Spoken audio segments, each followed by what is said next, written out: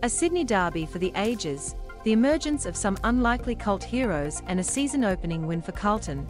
Of all things, round 1 of the 2022 AFL season had something for everyone. Welcome to the AFL Roundup, where we digest the week that was. Momentum is the magic word. Almost every game this week seemed to move like Newton's cradle, with teams taking turns to go on searing hot streaks of goals. It was partially a byproduct of the annual free-for-all, that is round 1, when delusions of grandeur mean that all 18 teams attempt to play free-flowing, attacking footy. For most sides, that normally lasts about a fortnight before conservatism takes over again. But it also has to be a result of what Melbourne did in 2021. It's too simplistic to look at what the D's did in the third quarter of the grand final and say, hey, let's do that. But it would also be pretty dumb to not learn something from it. Loading. The game is now designed to promote that sort of footy, with the 666 and stand rules making it easier than ever for teams to catch fire. What will now separate the best teams from the battlers is the ability to withstand the opposition's periods of momentum and turn their own into sustained field position and repeat entries. Both are dependent on team defense and structures behind the ball. The boring bit makes the thrilling bit possible. It's why the D's are the best team in the league. They are the masters at both of these aspects, and were again on Wednesday night. Midfield makeovers. Carlton might have been the story of round 1. Their breakthrough win over Richmond was even more dominant than the scoreboard indicated, and came on the back of a stellar midfield showing. Patrick Cripps, Matthew Kennedy and Adam Serra provided a stellar combination performance above anything the Blues produced last season, even with Sam Walsh involved. Cripps is fit and frightening. Kennedy, at last, looked the player scouts thought they saw before he was drafted, and Serra's arrival adds immense class to complement the grunt. It sounds like Walsh is ahead of schedule on his return, too. Patrick Cripps looked himself again, which is a concern for the opposition. The defensive restructuring promised by Michael Voss was evident on Thursday night, which should allow those mids to make their presence felt forward more consistently. It's early, but it appears a sustainable recipe. Meanwhile, in Sydney, the development of a few younger mids has allowed some veterans to be repurposed into game breakers at either end. Ollie Florent is noticeably bigger across the chest and shoulders, and was brilliant against the Giants. Florent, Isaac Heaney, Dylan Stevens and Errol Goulden played significant midfield minutes, and held their own against much bigger GWS on-ballers. The result? Luke Parker can spend time forward and kicks a bag. Josh Kennedy can play at halfback and add strength and experience behind the play. Luke Parker stole Buddy's show, and that's no easy feat.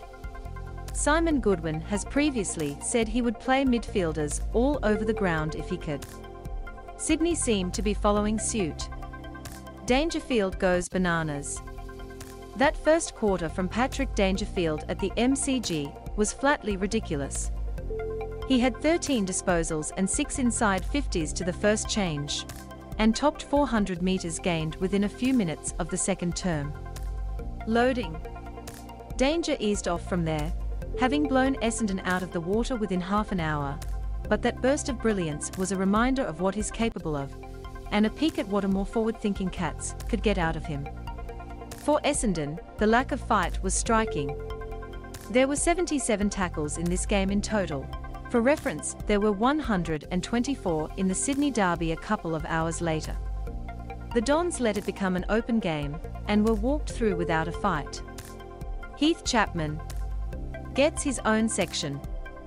Loading. Unless you were watching, it's hard to describe how done the Crows were at halftime, and how absolutely, unequivocally done the Dockers were halfway through the last quarter. Adelaide's comeback was stirring, but the Dockers' ability to throw one more decisive punch was something else. It was summed up by Chapman's Gordon Banks impression at the, when anything other than a perfect defensive effort would cost his team points. Freo are capable of much better four-quarter efforts, but there's no telling how valuable this win by a whisker will prove to be. Around the grounds. Sam Mitchell will be one of the stories of 2022, no matter how Hawthorn's season goes. There were shades of Ted Lasso in the whole club team song and the unshackling of Chad Wingard's long sleeves. But it may be just what the Hawks need. A Hawks player in long sleeves. Believe?